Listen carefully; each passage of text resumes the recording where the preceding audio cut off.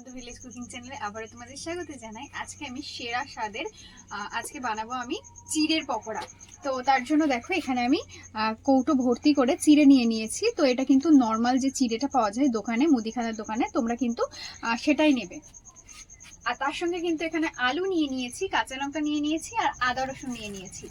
তো এই ভিডিওটা কিন্তু অবশ্যই তোমরা পুরোটা দেখবে, এবং এই চিড়ের পকোড়াটা আমি কিভাবে বানাই সেটা কিন্তু অবশ্যই তোমরা দেখবে। খেতে এটা দুর্দান্ত হয়। তো সন্ধ্যাবেলা টিফিনে হোক বা সকালবেলা তোমরা কিন্তু এটা অবশ্যই বানিয়ে খেতে পারো। চিড়ের পোলাও তো সবসময় তোমরা বানিয়ে খাও, মাঝে সাঝে এরকম চিড়ে দিয়ে পকোড়া বানিয়েও তোমরা খেয়ে নিতে পারো চায়ের সাথে বা কফির সাথে। তো বন্ধুরা, এই যে এখানে চিড়ে, আলু, কাঁচা লঙ্কা, আদা, রসুন সব নিয়ে নিয়েছি যা লাগবে। আর যা যা লাগবে সেগুলো কিন্তু আমি ভিডিওতেই তোমাদের দেখাবো। তো বন্ধুরা, যারা ফেসবুক থেকে দেখছো অবশ্যই ফলো করে দিও, আর যারা ইউটিউব থেকে দেখছো এখনো পর্যন্ত চ্যানেলটা সাবস্ক্রাইব করে নাও, সাবস্ক্রাইব করে নিও এবং পাশের বেল আইকনটা প্রেস করে রাখো এরকম আরো নিত্য নতুন ভিডিও পাওয়ার জন্য। তো এখন আমি রান্নাটা শুরু করি, চলো। তো প্রথমেই আমি একটা গামলা নিয়ে নিয়েছি, গামলার মধ্যে দিয়ে দেবো আমি পরিমাণ মতো চিড়ে। তোমরা যে যতটা পরিমাণ করতে চাও সে ততটা পরিমাণ কিন্তু নিয়ে নিতে পারো। তো এই চিড়েগুলো কিন্তু 4-5 বার জল পাল্টে পাল্টে খুব সুন্দর করে ধুয়ে নেব।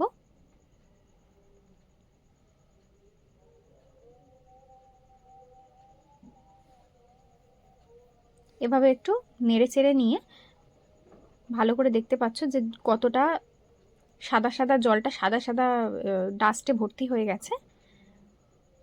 তো জলটা ফেলে দিয়েছি, এভাবেই কিন্তু 4-5 বার জল পাল্টে পাল্টে আমি ধুয়ে নেব।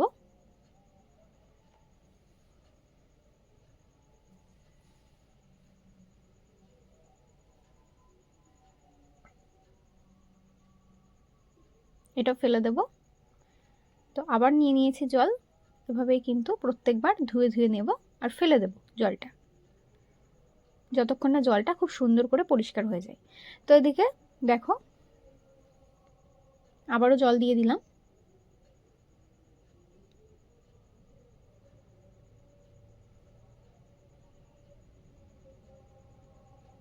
আর এইভাবে বারবার জলটা দিয়ে ধোয়ার ফলে চিড়েটা কিন্তু আস্তে আস্তে ফুলেও যাচ্ছে।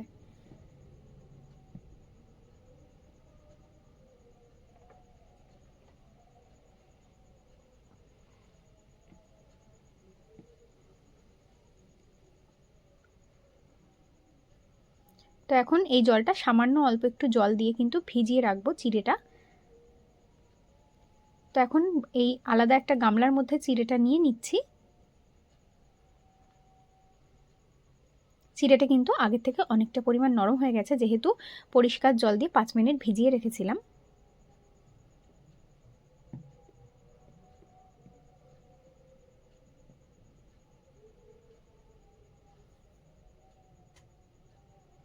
এর মধ্যে এখন আমি দিয়ে দেব আলু, গ্রেট করে রাখা আলু দিয়ে দেব। এখন লঙ্কা কুচি দিয়ে দিচ্ছি, পেঁয়াজ কুচি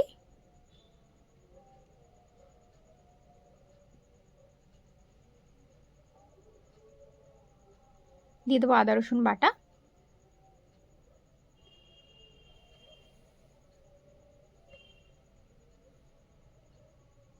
দিয়ে দেবো, লবণ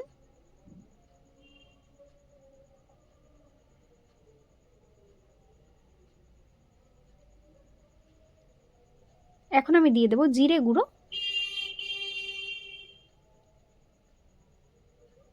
সামান্য পরিমাণ ধনে গুঁড়ো দেব, আর দিয়ে দেবো সামান্য একটু গরম মশলা গুঁড়ো।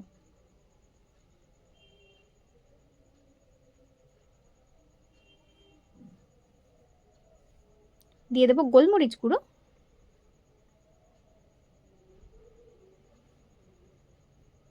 এবার খুব ভালো করে কিন্তু মাখিয়ে নেব, চটকে চটকে সুন্দর করে একদম পুরো দারুণভাবে মাখিয়ে নিতে হবে। তো ভালো করে মাখিয়ে নিয়েছি, এখন আমি এর মধ্যে দিয়ে দেব চালের গুঁড়ো, যাতে এটা খুব সুন্দর মচমচে হয়।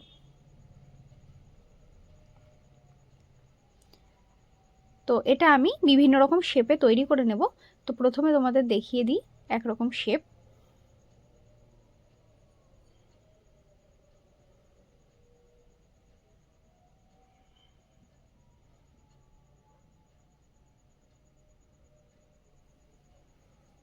এই শেপে আমি বানিয়ে নিলাম, আর বাকিগুলো এত রকম শেপে বানিয়ে নিয়েছি। তো কড়াইতে ভালো করে তেল গরম করে নেব, আর এগুলো কিন্তু মিডিয়াম টু লো হিটে ভাজতে হবে। প্রথমে তেলটা খুব সুন্দর করে গরম করে নেব, তারপরে কিন্তু লো টু মিডিয়াম ফ্লেমে ভেজে নেব সময় নিয়ে নিয়ে, আর বাকিগুলো ততক্ষণে করে নেব। তো এদিকে দেখতেই পাচ্ছ বিভিন্ন রকম শেপে আমি কিন্তু বানিয়ে নিয়েছি, আর সেগুলো এক এক করে কড়াইতে তেলের মধ্যে ছাড়ছি। তো একবারে যতগুলো ধরে ততগুলো আমি দেব। এভাবে 2-3 বারে আমি কিন্তু সব কটা চিড়ের পকোড়া ভেজে নেব। তোমরা চাইলে তোমাদের পছন্দ মতো শেপে ভেজে নিতে পারো। এদিকে দেখো লো টু মিডিয়াম ফ্লেমে ভাজছিলাম, এক পিঠ খুব সুন্দর ভাজা হয়ে গেছে, আরেক পিঠ উল্টে দিয়ে খুব সুন্দর করে ভেজে নেব।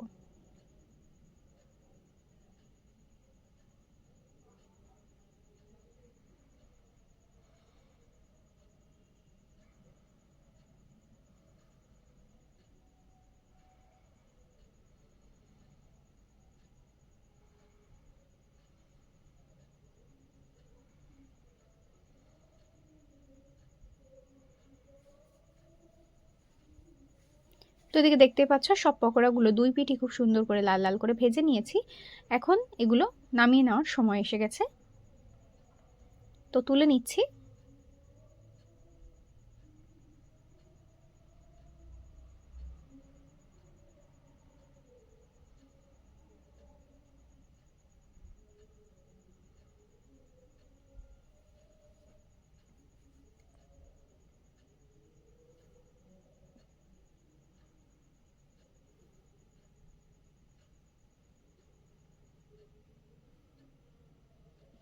তো এগুলো তো আমার ভাজা হয়ে গেল, নামিয়ে নিলাম।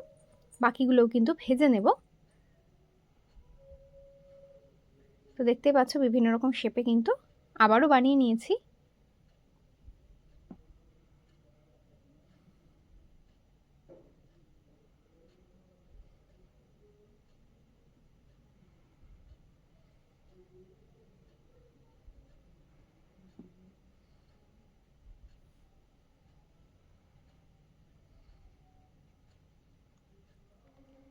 এগুলোও কিন্তু এক পিঠ খুব সুন্দর করে লাল লাল করে ভেজে নিয়েছি, উল্টে নেব।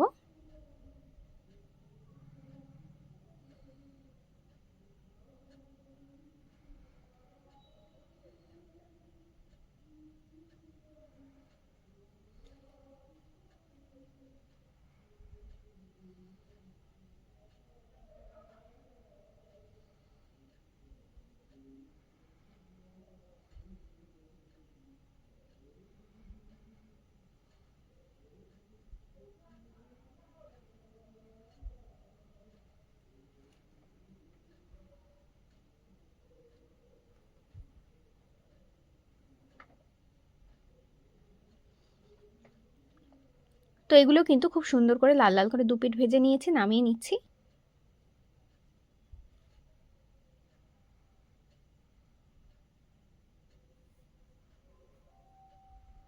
তো এগুলো কিন্তু তোমরা সসের সঙ্গেও খেতে পারো, বা চা দিয়েও খেতে পারো। তো আমি এখানে সস নিয়ে নিয়েছি, আর এখানে দেখো পকোড়াগুলো কি সুন্দর মুচমুচে হয়েছে। এগুলো এখন ডুবিয়ে ডুবিয়ে আমি খাবো, দারুণ হয়েছে খেতে। তো আমি আজকের ভিডিও এখানে শেষ করছি বন্ধুরা, টাটা।